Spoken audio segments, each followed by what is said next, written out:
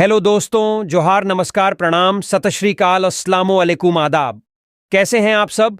उम्मीद है आप अच्छे होंगे। आज है 15 अक्टूबर 2024, दिन मंगलवार, बांग्ला 28 अस्सीन, और आज हम हर रोज की तरह फिर से हाजिर हैं झारखंड के तमाम छोटी बड़ी खबरों के साथ। इससे पहले अभी तक आपने B2B news Jharkhand news channel को सब्सक्राइब नहीं किया है तो सब्सक्राइब कर दीजिए, ताकि झारखंड में होने वाली तमाम छोटी बड़ी खबरों से अपडेट रहें और जानकारी से अवगत हो सकें।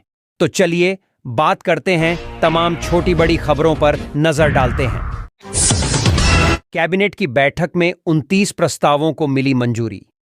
राज्य सरकार ने मैया सम्मान योजना की राशि बढ़ा दी है। दिसंबर महीने की किस्त से 1000 की जगह 2500 रुपये लाभुकों के खाते में जाएंगे। मुख्यमंत्री हेमंत सोरेन की अध्यक्षता में सोमवार को हुई कैबिनेट की बैठक में इससे संबंधित प्रस्ताव को मंजूरी दे दी गई। इसके अलावा नेत्रहाट की तर्ज पर बोकारो में आवासीय विद्यालय बनाने, वाल्मीकि छात्र योजना लागू करने समेत कुल 29 प्रस्तावों को मंजूरी दी गई। 56 लाख लाभुकों को मिलेगा लाभ। मैया सम्मान योजना के तहत सरकार अभी 18 वर्ष या उससे अधिक उम्र की महिलाओं को 1000 रुपये प्रतिमाह दे रही है। इस योजना का लाभ 56 लाख लाभुकों को मिलेगा। अभी तक 48 लाख से अधिक महिलाओं इसका लाभ उठा रही हैं। सरकार 3 किस्त दे चुकी है। कैबिनेट के फैसले के अनुसार 5वीं किस्त यानी दिसंबर से 2500 रुपये दिए जाएंगे। महाविद्यालय और पॉलिटेक्निक खोलने की मंजूरी। कैबिनेट ने महागामा, बहरागोड़ा में महिला महाविद्यालय खोलने, पोटका में राजकीय पॉलिटेक्निक बनाने समेत शिक्षा से जुड़ी कई अन्य योजनाओं को मंजूरी दी। वहीं अन्यान्य में असम के चाय बागान में ले जाए गए राज्य के 15 लाख झारखंडी आदिवासियों के लिए झारखंड सरकार ने सर्वदलीय प्रतिनिधिमंडल के गठन का प्रस्ताव पारित किया। प्रतिनिधिमंडल आदिवासी कल्याण मंत्री की अगुवाई में असम जाएगा। इन प्रस्तावों को मिली मंजूरी। नेत्रहाट के विकास कार्यों हेतु 43 करोड़ की मंजूरी। नेत्रहाट की तर्ज पर बोकारो में बनेगा आवासीय विद्यालय। ज्ञानोदय योजना के तहत 8 जिलों में विज्ञान प्रयोगशाला का होगा निर्माण। वाल्मीकि छात्र योजना होगी राज्य में लागू। पारा शिक्षकों, सहायक अध्यापक सहित अन्य कर्मचारियों को मिलेगी कर्मचारी भविष्य निधि की सुविधा। महागामा के ठाकुर गगनती में डिग्री महाविद्यालय का होगा निर्माण। बहरागोड़ा में महिला महाविद्यालय खुलेगा। गुरुजी क्रेडिट कार्ड योजना की नियमावली में संशोधन। ऋणपास निदेशक नियुक्ति और सेवा शर्त नियमावली में संशोधन। पोटका में बनेगा राजकीय पॉलिटेक्निक। रांची विश्वविद्यालय एवं अंगीभूत कॉलेजों में नेट उत्तीर्ण शिक्षकों को कक्षा आधारित नियुक्त करने के संबंध में स्वीकृति। राजकीय अभियंत्रण कॉलेज जमशेदपुर के प्रशासनिक भवन निर्माण हेतु 214 करोड़ की स्वीकृति। धनबाद में आंगनबाड़ी सेविका सहायिकाओं की हड़ताल, सरकार पर वादाखिलाफी का आरोप। झारखंड की आंगनबाड़ी सेविका सहायिकाएं सेवा शर्त नियमावली में संशोधन की मांग को लेकर सोमवार से हड़ताल पर चली गई हैं। धनबाद जिला इकाई की सदस्या राज्य इकाई के आह्वान पर पूर्व घोषित कार्यक्रम के तहत कई दिनों से हड़ताल कर रही हैं। सोमवार को जिले भर से पहुंची हड़ताली सेविका सहायिकाएं रणधीर वर्मा चौक पर धरना प्रदर्शन में शामिल हुईं और हेमंत सरकार पर वादाखिलाफी का आरोप लगाया। सेविका सहायिकाओं ने सरकार के खिलाफ जमकर नारेबाजी की और अपनी मांगों के समर्थन में सड़क पर धरना दिया। सेविका सहायिकाओं ने बताया कि उनकी मुख्य मांगें हैं कि समय पर मानदेय और वार्षिक वृद्धि, सहायक अध्यापक की तर्ज पर मानदेय का प्रावधान और नियमित भुगतान। हड़ताल के कारण रणधीर वर्मा चौक पर ट्रैफिक व्यवस्था अस्त व्यस्त रही। सेविका सहायिकाएं अपनी मांगों के समर्थन में आगे भी हड़ताल पर रहने की चेतावनी दी है। झारखंड में 108 एम्बुलेंस सेवा दूसरे दिन भी ठप, कर्मचारियों ने घेरा स्वास्थ्य मंत्री का आवास। झारखंड में एम्बुलेंस सेवा दूसरे दिन भी ठप रहा।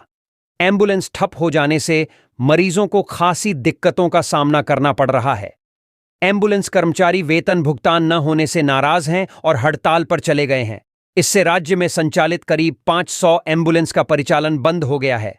सोमवार को सैकड़ों कर्मचारियों ने स्वास्थ्य मंत्री बन्ना गुप्ता के मोरहाबादी स्थित आवास का घेराव किया।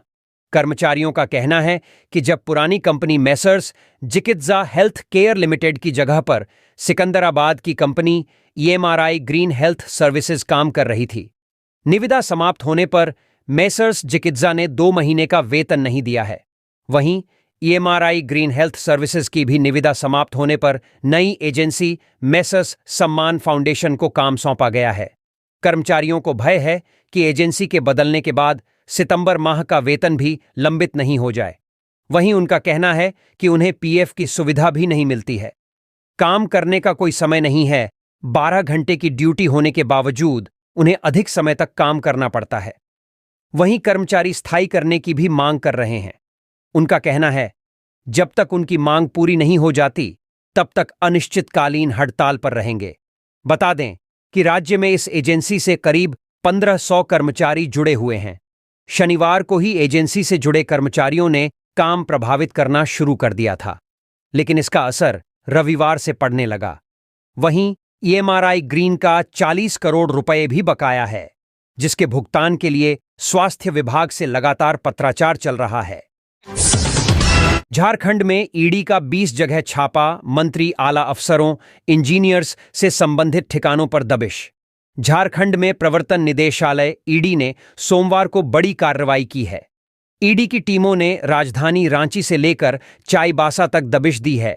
टीमों ने आईएएस मनीष रंजन, मंत्री मिथिलेश ठाकुर के पीएस हरेंद्र सिंह, मंत्री के भाई विनय ठाकुर समेत कई विभागीय इंजीनियर्स से जुड़े 20 ठिकानों पर छापा मारा है। पेयजल एवं स्वच्छता विभाग के जल जीवन मिशन में अनियमितता से जुड़े मामले को लेकर यह कार्रवाई की गई है। रातू रोड स्थित इंद्रपुरी रोड में विजय अग्रवाल के आवास के अलावा हरमू और मोरहाबादी सहित अन्य ठिकानों की तलाशी ली जा रही है। ईडी की यह कार्रवाई रांची के पंडरा थाने में दर्ज एक प्राथमिकी के आधार पर की गई है।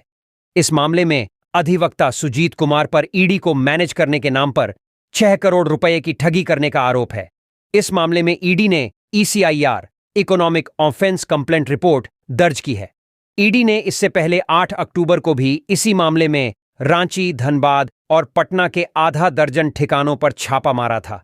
इन ठिकानों में पंडरा क्षेत्र में रहने वाले अधिवक्ता सुजीत कुमार, कांके के अंचलाधिकारी जय कुमार राम, पूर्व अंचलाधिकारी सह धनबाद के डीटीओ दिवाकर द्विवेदी, नामकुम के पूर्व अंचलाधिकारी प्रभात भूषण और जमीन कारोबारी संजीव पांडेय से जुड़े ठिकाने शामिल थे। इस छापे के दौरान ईडी को कुछ दस्तावेज भी मिले हैं, जिनकी जांच अभी जारी है। ईडी ने 12 अक्टूबर को भी चुटिया में छापा मारा था। पलामू में दुर्गा पूजा से लौट रहीं 2 नाबालिग लड़कियों के साथ सामूहिक दुष्कर्म, 4 गिरफ्तार। पलामू जिले के नौडीहा बाजार थाना क्षेत्र अंतर्गत सरईडीह नावाडीह गांव में दुर्गा पूजा का मेला देखकर घर लौट रहीं 2 नाबालिग दलित लड़कियों के साथ सामूहिक दुष्कर्म की घटना में शामिल 4 आरोपितों को सोमवार को गिरफ्तार कर लिया गया।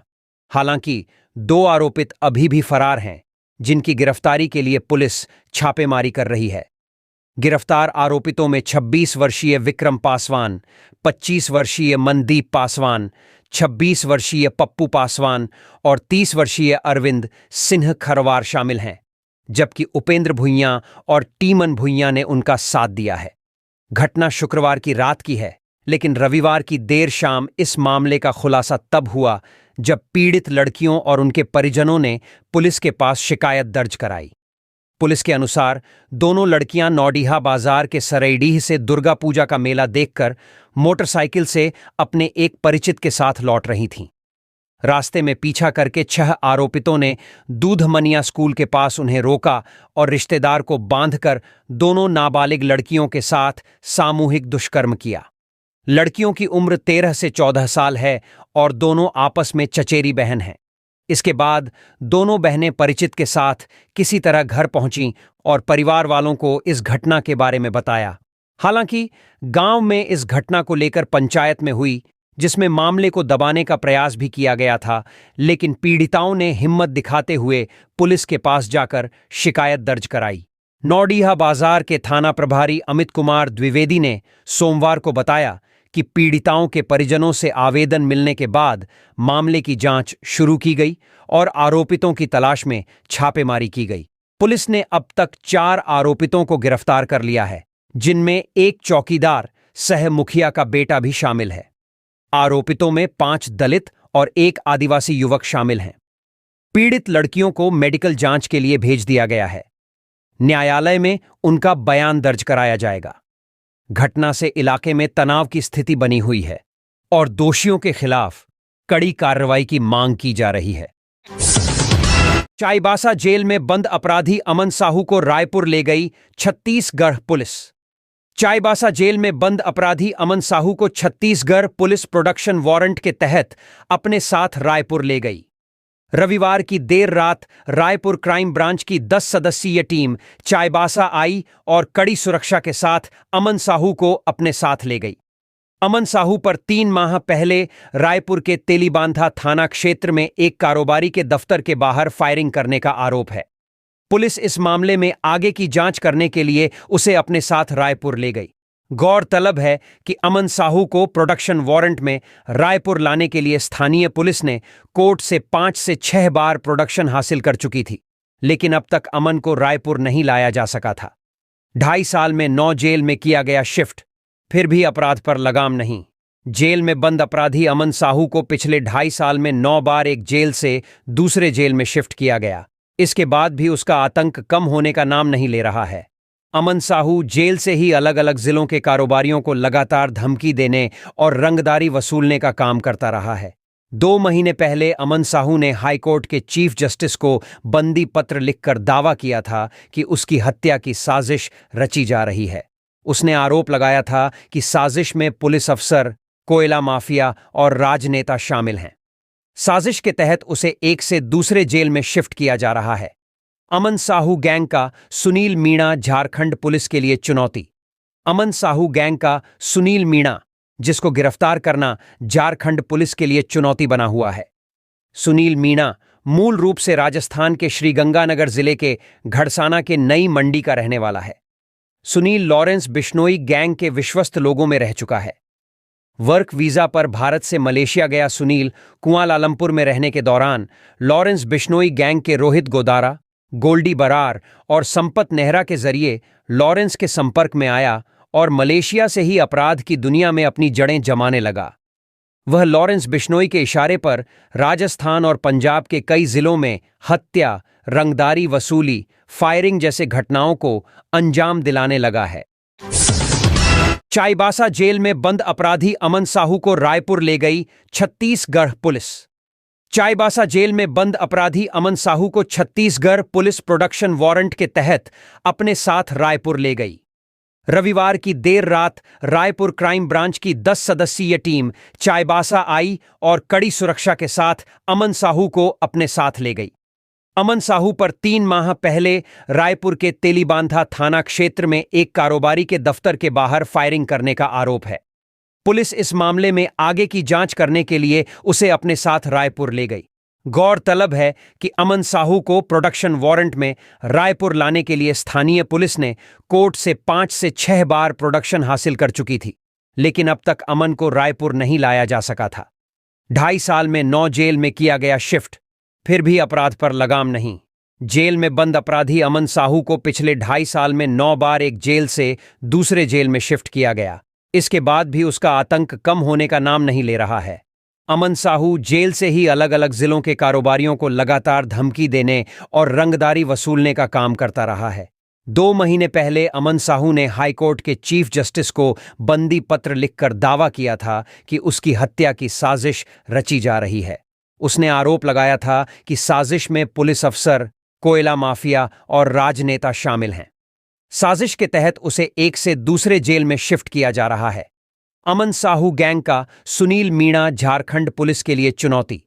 अमन साहू गैंग का सुनील मीणा, जिसको गिरफ्तार करना झारखंड पुलिस के लिए चुनौती बना हुआ है। सुनील मीणा मूल रूप से राजस्थान के श्रीगंगानगर जिले के घड़साना के नई मंडी का रहने वाला है। सुनील लॉरेंस बिश्नोई गैंग के विश्वस्त लोगों में रह चुका है। वर्क वीजा पर भारत से मलेशिया गया सुनील कुआलालंपुर में रहने के दौरान लॉरेंस बिश्नोई गैंग के रोहित गोदारा, गोल्डी बरार और संपत नेहरा के जरिए लॉरेंस के संपर्क में आया और मलेशिया से ही अपराध की दुनिया में अपनी जड़ें जमाने लगा। वह लॉरेंस बिश्नोई के इशारे पर राजस्थान और पंजाब के कई जिलों में हत्या, रंगदारी वसूली, फायरिंग जैसे घटनाओं को अंजाम दिलाने लगा है। सीएम हेमंत सोरेन ने बांटा नियुक्ति पत्र। वीडियो कॉन्फ्रेंसिंग के जरिए मुंबई में बनने वाले झारखंड भवन का किया शिलान्यास। सीएम हेमंत सोरेन ने सोमवार को रांची स्थित प्रोजेक्ट भवन से 498 सामुदायिक स्वास्थ्य पदाधिकारियों को नियुक्ति पत्र का वितरण किया। इस दौरान सीएम हेमंत सोरेन ने नियुक्ति पत्र प्राप्त करने वाले पदाधिकारियों को शुभकामनाएं दी। उन्होंने कहा, स्वास्थ्य के हर क्षेत्र में एक नई कड़ी जोड़ने का प्रयास किया जा रहा है। सीएम ने आशा जताई कि सभी चयनित चिकित्सा पदाधिकारी स्वास्थ्य व्यवस्था को मजबूत बनाने का काम करेंगे। महिला और पुरुष दोनों निभाएं अहम भूमिका। सीएम हेमंत सोरेन ने कहा कि लिस्ट में महिला और पुरुष दोनों की ही सहभागिता है। सीएम ने कहा कि नर्सिंग इंस्टीट्यूट में महिला के साथ पुरुष भी स्वास्थ्य व्यवस्था में अहम भूमिका निभाए।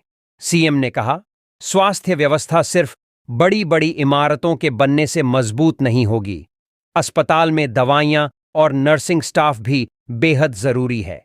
सीएम ने कहा कि कुछ दिनों पहले ही विश्व स्तरीय अस्पताल की आधारशिला रखी गई। इसमें प्राइवेट कंपनियों को भी जोड़ा गया। एयर एम्बुलेंस से दूसरे राज्यों में भी इलाज के लिए जा सकते हैं। सीएम ने कहा कि राज्य के आमजनों के लिए सरकार ने एयर एम्बुलेंस की व्यवस्था की है। ये एम्बुलेंस न सिर्फ राज्य के अंदर बल्कि दूसरे राज्यों में एयर एम्बुलेंस के जरिए जा सकते हैं। कई माध्यमों से हमारी सरकार ने लोगों की स्वास्थ्य व्यवस्था को सुधारने की कोशिश की है। मुंबई स्थित झारखंड भवन का किया शिलान्यास। सीएम हेमंत सोरेन ने नवी मुंबई में बन रहे झारखंड भवन का शिलान्यास किया। अगर इस भवन की खासियत की बात करें तो यह 7 मंजिला इमारत होगी जिसमें 28,000 स्क्वायर फीट स्पेस होगा। सीएम ने जानकारी देते हुए बताया कि इसके तीसरे और चौथे फ्लोर में आर्थिक रूप से कमजोर इलाज के लिए मुंबई जाने वाले लोगों की व्यवस्था होगी। हजारीबाग में सब स्टेशन का किया शिलान्यास। सीएम हेमंत सोरेन ने हजारीबाग में विद्युत आपूर्ति के लिए ग्रिड सब स्टेशन का शिलान्यास किया। सीएम ने कहा कि इससे हमारी बिजली के मामले में डीवीसी पर निर्भरता कम होगी। लोकहित अधिकार पार्टी ने विधानसभा प्रत्याशियों की दूसरी सूची जारी की। लोकहित अधिकार पार्टी झारखंड प्रदेश कोर कमेटी की एक बैठक प्रदेश कार्यालय रांची में संपन्न हुई। बैठक में प्रदेश अध्यक्ष सुनील साहू, प्रधान महासचिव मोहम्मद अजहर आलम, प्रदेश उपाध्यक्ष हरिनाथ साहू, प्रदेश महासचिव संजय स्नेही एवं प्रदेश मंत्री कुंज बिहारी साव उपस्थित रहे।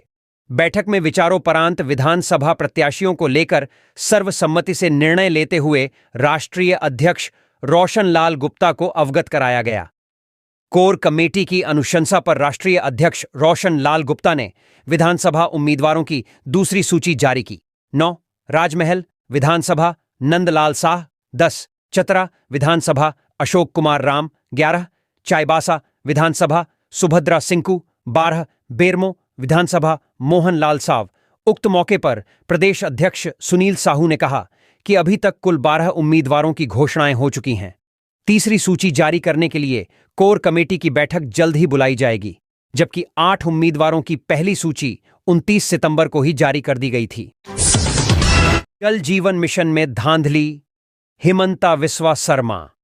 झारखंड में ईडी की रेड पर असम के मुख्यमंत्री हिमंता विश्वा शर्मा ने कहा कि जिनके घर में 300 करोड़ रखे होते हैं, ईडी सीबीआई वहां जाएगी ही।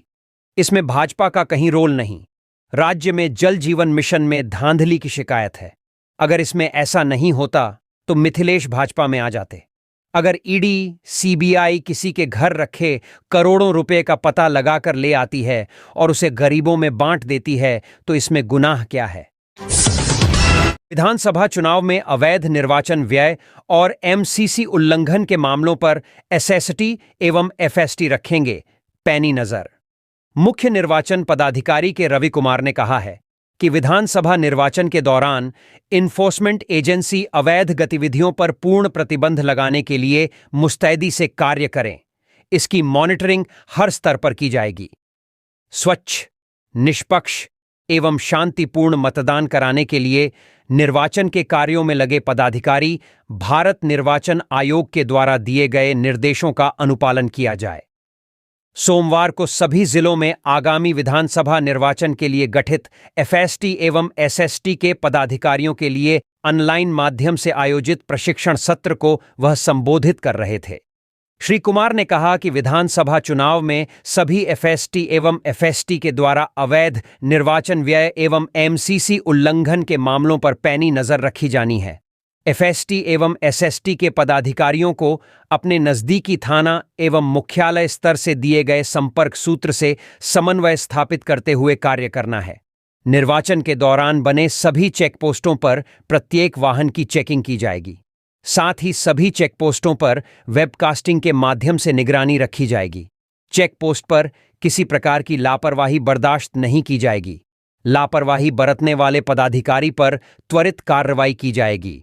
मुख्य निर्वाचन पदाधिकारी ने कहा कि सभी चेक पोस्टों में आवश्यकतानुसार सीएपीएफ की प्रतिनियुक्त करते हुए निर्वाचन के दौरान प्रतिबंधित सामग्रियों जैसे अवैध शराब, अवैध कैश, हथियार आदि जिससे निर्वाचन को प्रभावित किया जा सकता है, उसके आवागमन पर पूर्ण रूप से रोक रखी जानी है। इसके लिए सभी पदाधिकारी अपने कर्तव्यों एवं अधिकारों का अनुपालन करते हुए कार्रवाई करें। इस अवसर पर सहायक मुख्य निर्वाचन पदाधिकारी देवदास दत्ता द्वारा एफएसटी एवं एसएसटी के कर्तव्यों एवं एथिकल वोटिंग से संबंधित miking, communication plan, C vigil आदि से पदाधिकारियों को अवगत कराया गया। वहीं सिस्टम एनालिस्ट एसएन जमील द्वारा एफएसटी एवं एसएसटी द्वारा उपयोग में आने वाले मोबाइल एप्लीकेशनों के इंस्टॉलेशन एवं इनके क्रियान्वयन के बारे में विस्तृत जानकारी दी गई। इस अवसर पर सभी जिलों के एफएसटी एवं एसएसटी के पदाधिकारी आईएनएन लाइन माध्यम से उपस्थित थे। यह ईडी की नहीं बल्कि राजनीतिक छापेमारी है। मंत्री मिथिलेश ठाकुर। अपने भाई और पीएस के यहां ईडी की छापेमारी पर मंत्री मिथिलेश ठाकुर ने कहा कि आप जानते हैं कि निशाना क्या है। हम अब इन सब के आदी हो गए हैं। यह ईडी की छापेमारी नहीं बल्कि राजनीतिक छापेमारी है। झारखंड में ईडी ने सोमवार को मंत्री मिथिलेश ठाकुर के भाई विनय ठाकुर और पीएस हरेंद्र सिंह सहित कई विभागीय इंजीनियर्स से जुड़े 20 ठिकानों पर छापेमारी की है। इस मामले में मंत्री ने पत्रकारों से कहा कि यदि ईडी पारदर्शिता से काम करे तो हम पूरा सहयोग करेंगे। ईडी को कठपुतली नहीं बनाना चाहिए। लोकसभा चुनाव से पहले भी मुझ पर भाजपा में शामिल होने का दबाव था। मैंने कहा था कि मैं मरते दम तक फांसी पर लटकूंगा, लेकिन मैं ऐसा नहीं करूंगा। भाजपा झारखंड में फिर से हारेगी। हम झुकेंगे नहीं। ईडी को छापेमारी में क्या मिला, इसका खुलासा करना चाहिए ताकि जानकारी सार्वजनिक हो सके। दूसरी ओर स्वास्थ्य मंत्री बन्ना गुप्ता ने कहा कि सारी चीजें कहीं न कहीं राजनीति से प्रेरित हैं। आगामी विधानसभा चुनाव को देखते हुए इस तरह की चीजें हो रही हैं, लेकिन इससे भाजपा को कोई नफा नहीं होगा। जितना जुल्म होगा हम उतना मजबूत होंगे। आने वाले चुनाव में जनता को तय करना है कि कौन सही है और कौन गलत। ना झुके हैं ना झुकेंगे। डट कर लड़े थे, डट कर लड़ेंगे। राज्यसभा चुनाव हॉर्स ट्रेडिंग।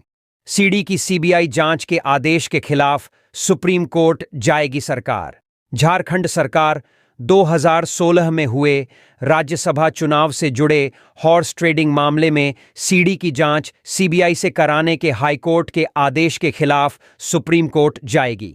सोमवार को हाईकोर्ट में हुई सुनवाई के दौरान अदालत के समक्ष वीडियो कॉन्फ्रेंसिंग के माध्यम से उपस्थित वरिष्ठ अधिवक्ता कपिल सिब्बल ने एसएलपी दाखिल करने के लिए अदालत से समय मांगा। इस मामले में वर्तमान डीजीपी अनुराग गुप्ता और पूर्व मुख्यमंत्री रघुवर दास के सलाहकार अजय कुमार की भूमिका बताते हुए रांची के जगन्नाथपुर थाना में प्राथमिकी दर्ज करवाई गई थी। आरोपों के मुताबिक तत्कालीन राज्यसभा प्रत्याशी मुख्तार अब्बास नकवी और महेश पोद्दार के पक्ष में मतदान के लिए विधायक निर्मला देवी को प्रलोभन दिया गया था।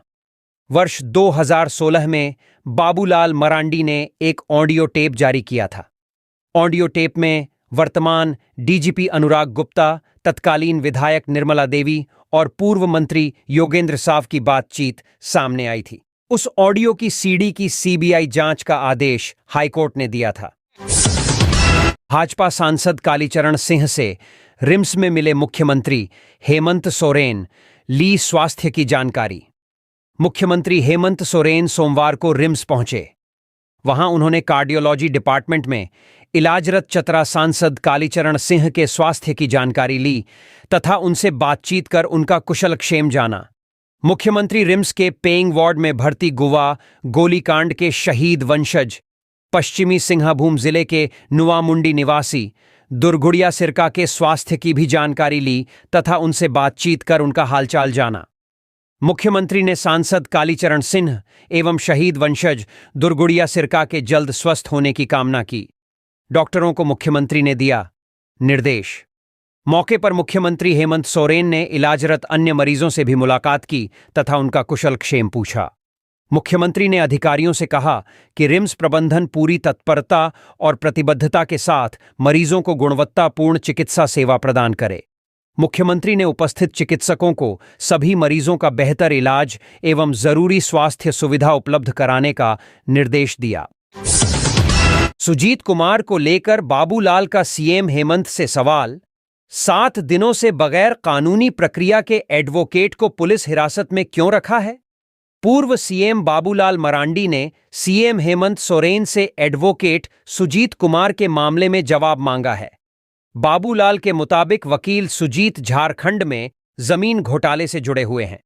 इसके अलावा जमीन कारोबारी संजीव पांडेय और कुछ अंचल अधिकारियों के संदर्भ में भी सीएम से उनके कुछ सवाल हैं। एक्स पर पोस्ट कर बाबूलाल ने सीएम से पूछा है कि सुजीत कुमार को पिछले 7 दिनों से बिना किसी कानूनी प्रक्रिया के रांची पुलिस ने हिरासत में क्यों रखा है और क्या मामले को दबाने की कोशिश हो रही है। अगर यह सच नहीं है तो जब उन्होंने कुछ दिन पहले यह सवाल उठाया था तो रांची पुलिस की ओर से कोई खंडन क्यों नहीं आया। बाबूलाल के मुताबिक अब तक की जानकारी के अनुसार यह सामने आया है कि अंचल अधिकारियों ने करोड़ों रुपए इस दलाल वकील को दिए हैं। तो सवाल उठता है कि अंचल अधिकारियों के पास इतनी बड़ी राशि आई कहां से? क्या यह उनके द्वारा लगाए गए आरोपों की पुष्टि नहीं करता कि झारखंड में खासकर राजधानी रांची में अरबों रुपये का जमीन घोटाला हुआ है? अगर अंचल अधिकारियों ने केस मैनेज करने के नाम पर करोड़ों रुपये एक दलाल को दिए तो आपकी सरकार ने अब तक किसी अंचल अधिकारी को गिरफ्तार क्यों नहीं किया? बाबूलाल ने सवाल करते यह भी पूछा है कि क्या वजह है कि रांची पुलिस द्वारा 7 दिनों तक मामले को गोल गोल घुमाने के बाद अब इसे सीआईडी या एसीबी को सौंपने की तैयारी हो रही है ताकि मामले को आराम से लंबे समय तक लटकाया भटकाया जा सके। क्या यह सही नहीं है कि इस पूरे मामले को एक नया मोदर्ज देकर दोषी बेईमान अफसरों को बचा लेने की साजिश रची जा रही है? बाबूलाल ने सीएम की मंशा को लेकर आशंका जाहिर करते कहा है कि हेमंत सोरेन मुख्यमंत्री हैं, गृह मंत्रालय उनके पास है। इतने बड़े घोटाले के मामले में सीएम की खामोशी को कैसे समझा जाए? बाबूलाल ने उम्मीद जताते कहा है कि उनके सवालों पर सीएम की स्पष्ट प्रतिक्रिया सामने आएगी। सुजीत कुमार को लेकर बाबूलाल का सीएम हेमंत से सवाल।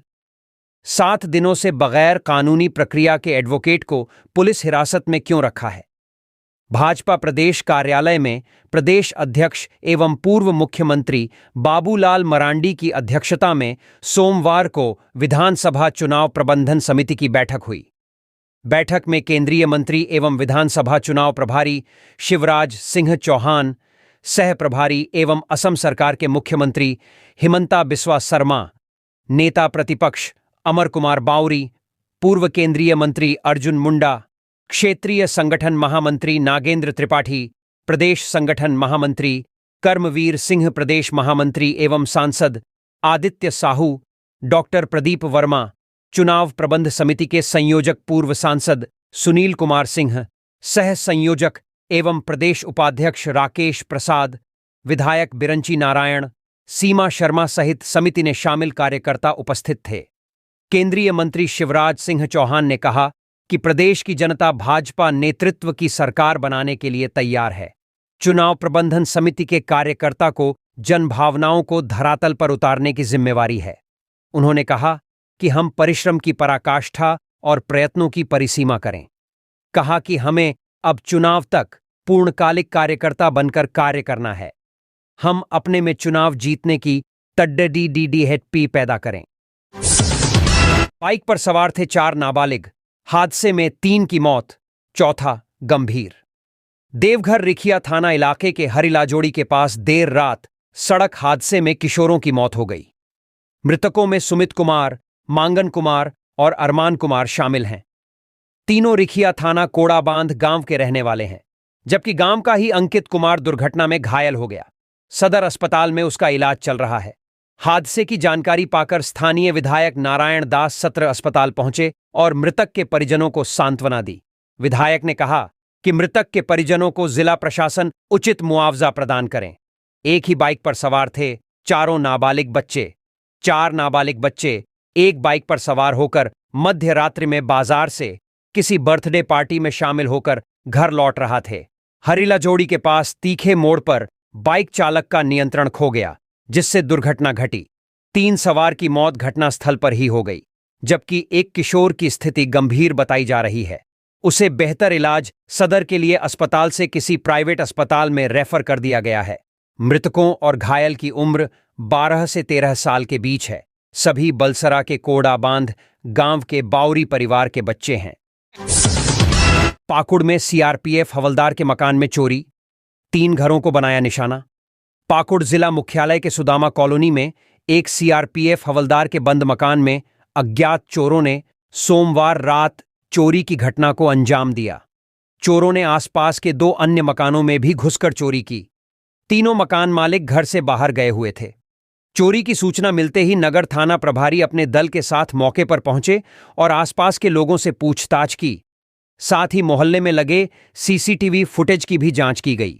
जानकारी के अनुसार सीआरपीएफ हवलदार अनादि प्रसाद साहा के मकान से चोरों ने स्कूटी, इन्वर्टर, बैटरी, टीवी सहित कई अन्य सामान चुरा लिए। इसके अलावा किशोर कुमार के मकान से भी अलमारी और बक्से तोड़कर कई सामान चुराए गए हैं। बताया जा रहा है कि हवलदार कोटा में ड्यूटी पर हैं और इस समय उनका मकान ताला बंद था। वहीं किशोर कुमार दुर्गा पूजा के अवसर पर अपने परिवार के साथ पैतृक गांव महेशपुर प्रखंड के रोलाग्राम गए हुए थे। इसी तरह पास के अधिवक्ता पिंटू दास के मकान में भी चोरी हुई है। उन्होंने भी इस मामले की सूचना नगर थाने को दी। एक ही रात में 3 मकानों में हुई चोरी की घटना के बाद स्थानीय लोगों ने पुलिस गश्ती पर सवाल उठाए हैं और उनका कहना है कि चोरों में पुलिस का भय नहीं रह गया है, जिसके कारण वे बेखौफ होकर चोरी कर रहे हैं। नगर थाना प्रभारी हरिदेव प्रसाद ने बताया कि दोनों मकान मालिक अपने परिजनों के साथ बाहर गए थे और चोरों ने इसी मौके का फायदा उठाया। उन्होंने कहा कि दोनों मकान मालिक को सूचना दी गई है और लिखित आवेदन मिलने के बाद यह स्पष्ट होगा कि क्या क्या चोरी हुआ है। थाना प्रभारी ने यह भी बताया कि चोरों का सुराग मिला है और उन्हें जल्द ही पुलिस की गिरफ्त में लाया जाएगा। कोल्हान में नक्सल विरोधी अभियान में पुलिस को मिली सफलता, 2 आईडी बम बरामद। चाईबासा पुलिस को भाकपा माओवादियों के खिलाफ बड़ी सफलता मिली है। जंगल में सर्च ऑपरेशन के दौरान पुलिस को 2 आईडी बम बरामद हुए हैं। अभियान के तहत 14 अक्टूबर को टोंटो थानांतर्गत तुम्बाहाका और चिड़ियाबेड़ा के बीच जंगली क्षेत्र में नक्सलियों द्वारा लगाए गए 2 आईडी बरामद किए गए। ये आईडी प्रत्येक 5 किलोग्राम के थे। सुरक्षा बलों ने बम निरोधक दस्ते की मदद से इन्हें नष्ट कर दिया। बता दें कि प्रतिबंधित भाकपा माओवादी नक्सली संगठन के शीर्ष नेताओं मिसिर बेसरा, अनमोल, मोछू, अनल, असीम मंडल, चमन, अजय महतो, सागेन अंग्रिया और अश्विन के विध्वंसक गतिविधियों के खिलाफ कोल्हान क्षेत्र में पुलिस और सुरक्षा बलों ने एक संयुक्त अभियान चलाया है। 10 अक्टूबर 2023 से चलाए जा रहे इस अभियान में Chaibasa police, cobra 209 billion, 203 billion, 205 billion, Jharkhand Jaguar और सीआरपीएफ की विभिन्न बटालियनों ने सक्रिय भागीदारी की है। पूर्व विधायक सुकर रविदास भाजपा में शामिल। हिमंता बोले, एनडीए अपने सहयोगियों के साथ लड़ेगा चुनाव। पूर्व विधायक सुकर रविदास और उनकी पुत्री कांग्रेस की नेत्री डॉक्टर मंजू देवी सोमवार को भारतीय जनता पार्टी भाजपा में शामिल हो गई। इस दौरान बीजेपी प्रदेश कार्यालय में एक मिलन समारोह में भाजपा के प्रदेश अध्यक्ष बाबूलाल मरांडी और असम के मुख्यमंत्री हिमंता बिस्वा शर्मा ने उनका स्वागत किया। हिमंता बिस्वा शर्मा ने कहा, सालों पहले पार्टी छोड़कर गए लोगों का तन मन भाजपा के साथ ही बना रहा है। उन्होंने यह भी बताया कि राज्य में एनडीए गठबंधन अपने सहयोगियों के साथ मजबूती से चुनाव लड़ेगा। आजसू के साथ सीट शेयरिंग पर चर्चा। शर्मा ने आगे कहा कि आजसू पार्टी के साथ सीटों को लेकर बातचीत चल रही है, जिसमें एक सीट के लिए बात फाइनल होना बाकी है। जदयू को 2 सीटें मिल सकती हैं, जबकि केंद्रीय मंत्री चिराग पासवान की लोजपा के लिए सीटों पर बातचीत जल्द ही तय होगी। उन्होंने कहा कि जैसे ही चुनाव आयोग झारखंड के लिए चुनाव तिथियों की घोषणा करेगा, भाजपा अपने हिस्से की 98% सीटों के लिए उम्मीदवारों का नाम जल्दी ही घोषित कर देगी।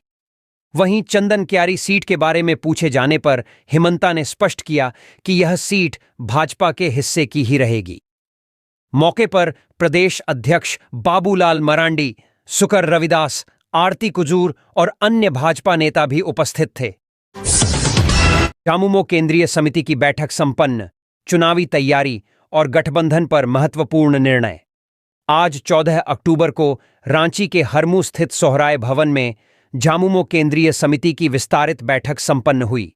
इस बैठक में आसन्न झारखंड विधानसभा आम चुनाव 2024 पर चर्चा, सांगठनिक स्थिति पर विचार विमर्श, सदस्यता अभियान की समीक्षा, साथ ही वर्तमान राजनीतिक परिस्थिति पर चर्चा हुई। बैठक में पार्टी के माननीय केंद्रीय अध्यक्ष एवं माननीय कार्यकारी अध्यक्ष को गठबंधन सहयोगी दलों के साथ विधानसभा क्षेत्र के बंटवारे तथा पार्टी के अधिकृत प्रत्याशियों के चयन हेतु केंद्रीय समिति द्वारा अधिकृत किया गया। इस बैठक में मुख्य रूप से पार्टी के कार्यकारी अध्यक्ष सह मुख्यमंत्री श्री हेमंत सोरेन जी, केंद्रीय उपाध्यक्ष श्री नलिन सोरेन, स्टीफन मरांडी, मथुरा प्रसाद महतो, केंद्रीय महासचिव श्री विनोद कुमार पांडेय, दीपक बिरुआ, मिथिलेश ठाकुर, केंद्रीय सचिव श्री नंदकिशोर मेहता, संतोष रजवार, संजीव बेदिया, संसद श्री सरफराज अहमद, विजय हांसदा, महुआ माझी, विधायक श्री मंगल कालिंदी, बेबी देवी, जीगा सुसरण होरो, भूषण तिर्की, समीर मोहंती, दशरथ गागराई, दिनेश मरांडी, सदस्य श्री अमितेश सहाय, श्रीमती नीलम मिश्रा, सुमन महतो, मोनिका बोयपाई, गीता विश्वास, स्नेहलता कंडुलना सहित कार्यकारिणी सदस्यगण, केंद्रीय सदस्यगण, जिलाध्यक्ष और जिला सचिव शामिल हुए। झारखंड, महाराष्ट्र में विधानसभा चुनाव कब? आ गया लेटेस्ट अपडेट। झारखंड में 2 या 3 चरणों में होंगे इलेक्शन। हरियाणा और जम्मू कश्मीर विधानसभा चुनावों के बाद अब सभी की निगाहें झारखंड और महाराष्ट्र में होने वाले विधानसभा चुनावों पर हैं। बीजेपी और कांग्रेस समेत अन्य पार्टियां तैयारी में जुट गई हैं। चुनावों की तारीखों की घोषणा इस हफ्ते होने की संभावना है। जैसे ही चुनाव की तारीखों की घोषणा होगी, आदर्श आचार संहिता लागू हो जाएगी। झारखंड में 15 नवंबर के बाद होंगे चुनाव। झारखंड में चुनाव 1 से 3 चरणों में हो सकते हैं। चुनाव आयोग के सूत्रों के मुताबिक 2 चरणों में चुनाव होने की संभावना अधिक है। 15 नवंबर के बाद मतदान संभावित है और दीपावली और छठ को ध्यान में रखते हुए चुनाव की तारीखें तय की जाएंगी। झारखंड में 81 विधानसभा सीटें हैं और 2019 में यहां 5 चरणों में चुनाव कराए गए थे। महाराष्ट्र में 1 चरण में हो सकता है चुनाव। सूत्रों के अनुसार महाराष्ट्र में विधानसभा चुनाव 1 ही चरण में होने की संभावना है। राज्य में 288 विधानसभा सीटें हैं और चुनाव का कार्यकाल 26 नवंबर को समाप्त हो रहा है। पिछले चुनावों में आमतौर पर 2 से 3 चरणों में मतदान कराया गया था। पेयजल व स्वच्छता विभाग में टेंडर घोटाला। ईडी की टीम विजय अग्रवाल के ठिकाना समेत अन्य जगहों पर कर रही है रेड। पेयजल व स्वच्छता विभाग में करोड़ों के टेंडर घोटाला मामले में ईडी की टीम विजय अग्रवाल का ठिकाना समेत कई जगहों पर रेड कर रही है। बताया जाता है कि जिन जिन जगहों पर कार्रवाई हो रही है, उनमें एक विभाग के मंत्री का करीबी भी लोग हैं। खंगाले जा रहे दस्तावेज।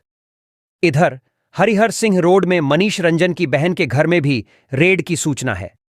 सोमवार की सुबह 5 बजे से यह कार्रवाई जारी है। घोटाला से संबंधित दस्तावेज समेत अन्य कागजातों को खंगाला जा रहा है। सूचना आ रही है कि एक जगह से ईडी की टीम को नगद भी मिले हैं। ईडी की रेड रांची में कई जगहों पर। मामला ईडी के नाम पर करोड़ों की वसूली। प्रवर्तन निदेशालय ईडी ने सोमवार को राजधानी रांची के विभिन्न इलाकों में जमीन घोटाले के मामले में मनी लॉन्ड्रिंग के आरोपों की जांच के तहत छापेमारी की। छापेमारी रातू रोड स्थित इंद्रपुरी में विजय अग्रवाल के आवास समेत कई अन्य स्थानों पर की गई, जबकि हरमू क्षेत्र में भी कार्रवाई की गई। क्या है मामला? यह छापेमारी रांची के पंडरा थाने में दर्ज प्राथमिकी के आधार पर की गई है। अधिवक्ता सुजीत कुमार पर आरोप है कि उन्होंने ईडी को मैनेज करने के नाम पर 6 करोड़ रुपए की ठगी की है। इस मामले में ईडी ने आर्थिक अपराध की शिकायत ईसीआईआर भी दर्ज की है। पहले भी रांची, धनबाद व पटना में हुई है छापेमारी। इससे पहले 8 अक्टूबर को भी ईडी ने इसी मामले में रांची, धनबाद और पटना में छापेमारी की थी।